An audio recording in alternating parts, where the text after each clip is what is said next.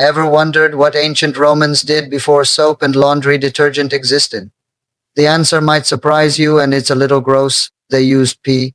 That's right, urine. In ancient Rome, urine wasn't just waste. It was a valuable resource. So why on earth would anyone want to use pee?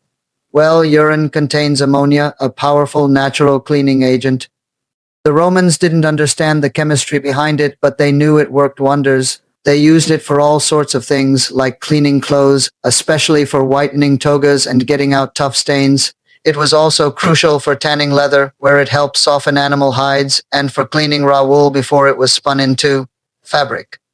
The laundries back then, called phalonici, were basically hubs for urine-based cleaning. Workers known as phalones would stomp on clothes soaked in a mixture of urine and water. It sounds disgusting, but it was a booming industry. To get all this urine, the Romans were incredibly resourceful.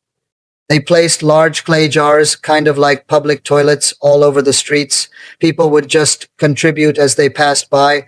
Once full, these jars were collected and the contents were sold to businesses like the Phalonici. Urine was essentially a publicly sourced, recyclable commodity. It was a whole system.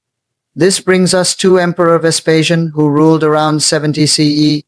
He saw this thriving trade in urine and thought, I can make some money from this. So he introduced the vectigal urinae, or the urine tax. Now, this tax wasn't on the people using the public jars. Instead, it was levied on the businesses that bought and sold the collected urine. The laundry owners and tanners had to pay the government for the right to use this liquid gold. Apparently, Vespasian's own son, Titus, was horrified by the idea and told his father that taxing something so disgusting was beneath the emperor. Vespasian's response became one of history's most famous quotes. He held up a gold coin from the first tax payment and asked his son if it smelled. When Titus said no, Vespasian replied, "Pecunia non olet," which means money does not smell. He basically said that the origin of money doesn't matter as long as it's profitable. And he was right, the tax brought in a ton of revenue for the empire. So next time you're doing laundry, just be thankful we have detergent. And remember the ancient Romans who proved that even the strangest ideas can make a lot of sense. Ordinary. Thanks for watching.